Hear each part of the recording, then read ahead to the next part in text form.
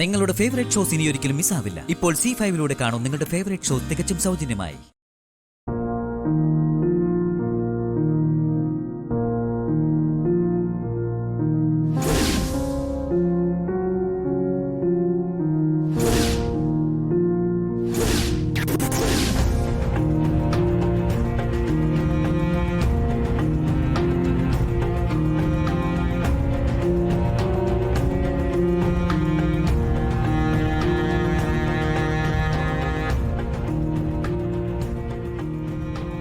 എന്ന് ഞാൻ ഇറങ്ങട്ടെ അർച്ചന.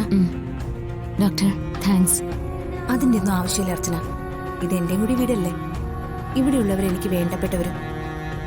വലിയൊരു കാര്യമാണ് അർച്ചനയോടൊപ്പം നിന്ന് എനിക്ക് ചെയ്യാൻ പറ്റിയത്.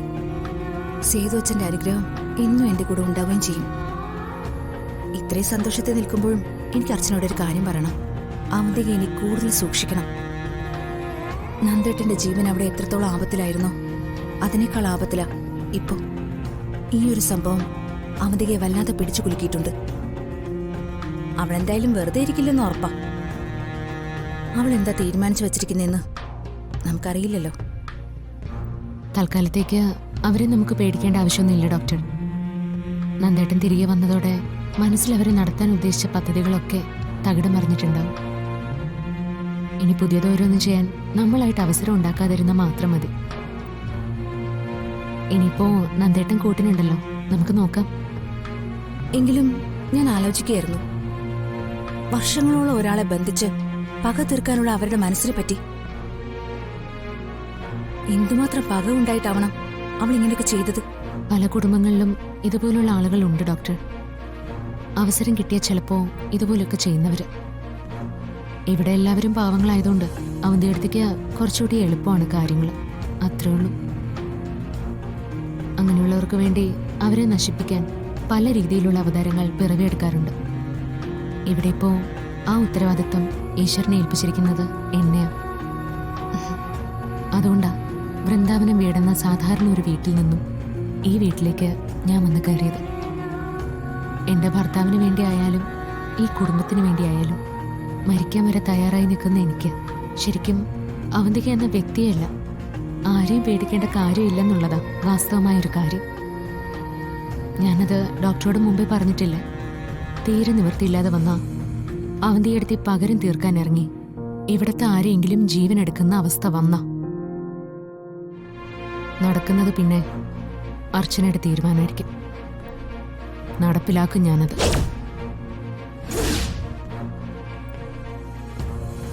അവരെ ഞാൻ കൊല്ലും.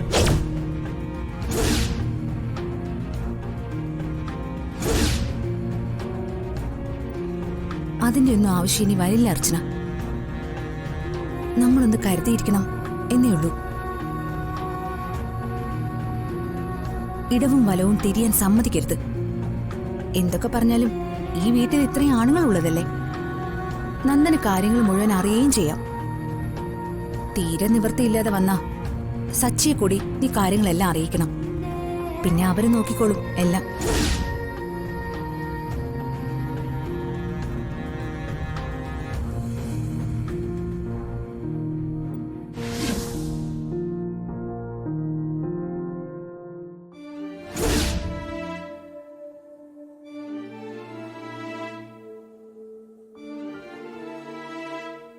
എന്താ നീ നിർത്തിക്കളഞ്ഞത്? ഇതുപോലുള്ള ബുദ്ധി ഇനി അവൾക്ക് പറഞ്ഞു കൊടുക്ക്.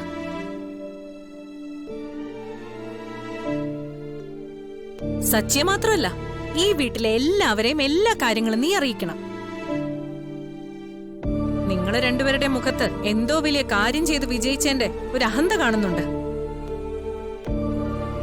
എന്റെ അമ്മാവനെ ചതിച്ച് നീ നന്ദനെ ഇവിടെ എത്തിച്ചു, അത് കൊള്ളാം. പക്ഷേ എല്ലാത്തിലും നീ എന്നേക്കുമായി വിജയിച്ചു എന്ന് കരുതണ്ട. നന്ദൻ പെട്ടെന്ന് കയറി വന്നപ്പോ ഞാനും ഒന്ന് പകച്ചു എന്നുള്ളത് നേരാ. അതിനപ്പുറം ഒന്നും ചെയ്യാൻ നീ ആയിട്ടില്ല, ആവുകയില്ല. എന്നെ ഈ വീട്ടിൽ വെച്ച് മുഖാമുഖം കണ്ടിട്ടും നന്ദൻ കൊല്ലാതെ വിട്ടത് നിന്റെ ശുപാർശ കൊണ്ടാണെന്ന് പറഞ്ഞു. അങ്ങനെ നിന്റെ സൗജന്യത്തിൽ അവന്തികയ്ക്കൊരു ജീവിതം വേണ്ടെങ്കിലോ? നിന്റെ കാൽച്ചുവട്ടിൽ അടിമയ്ക്ക് തുല്യം ജീവിക്കുന്നതിനേക്കാൾ അവന്തികയ്ക്ക് ഇഷ്ടം രാജാവിനെ പോലെ തന്നെ മരിക്കുന്നതാ. അതുകൊണ്ട് നീ ഇപ്പൊ കൊണ്ടുവന്ന അതിഥിയോട് പറഞ്ഞേക്കണം, എന്നെ അങ്ങ് കൊന്നു കളഞ്ഞേക്കാൻ. അതല്ല, എന്നെ ഈ വീട്ടിലിട്ട് ഭരിക്കാനും കഷ്ടപ്പെടുത്താനുമാണ് നീയൊക്കെ കണക്കൂട്ടിയിരിക്കുന്നെങ്കിൽ അത് വെറും സ്വപ്നം മാത്ര. ശരിക്കും നിങ്ങൾ നന്ദനെ രക്ഷപ്പെടുത്തിയെന്നാണ് നിങ്ങൾ കരുതിയിരിക്കുന്നത്.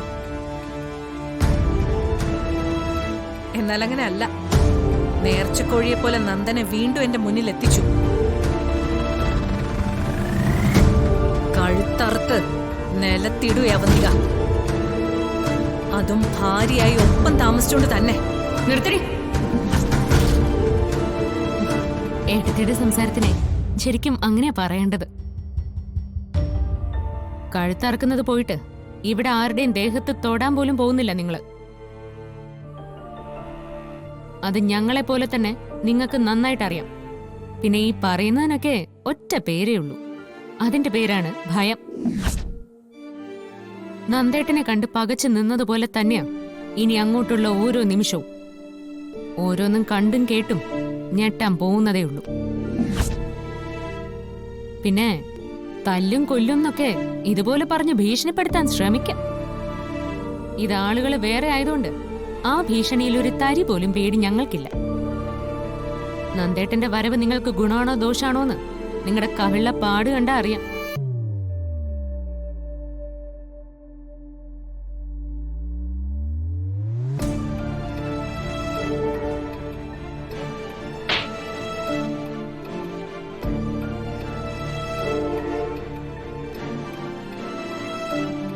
എവിടെയും കയറി ചെന്ന് ചോദിച്ചു വാങ്ങുന്ന സ്വഭാവം നിങ്ങൾക്കുള്ളതാ. അത് അടിയായാലും ഇതുപോലെ വർത്തമാനം ആയാലും.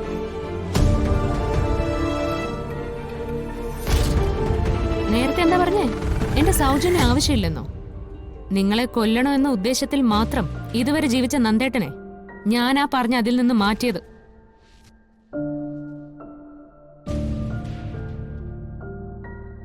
അത് നിങ്ങൾക്ക് മാപ്പ് തന്നതുകൊണ്ടൊന്നുമല്ല. ഇത്രയും കാലം ദുരിതം അനുഭവിച്ച ആ പാവം മനുഷ്യൻ അച്ഛനോടും സഹോദരങ്ങളോടും കുറച്ചു കാലം കൂടി സന്തോഷത്തോടെ കഴിയട്ടെ എന്ന് കരുതിയിട്ട്. ഇന്നു മുതൽ അവന്തികയുടെ ഓരോ ദിവസവും അർച്ചനയുടെ സൗജന്യം തന്നെ. അർച്ചന തരുന്ന വെറും വെറും സൗജന്യം.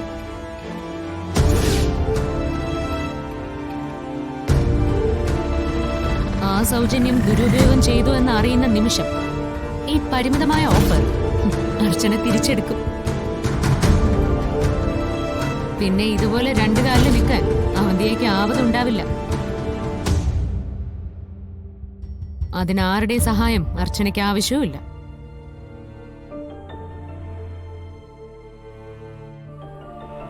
വാ ഡോക്ടർ.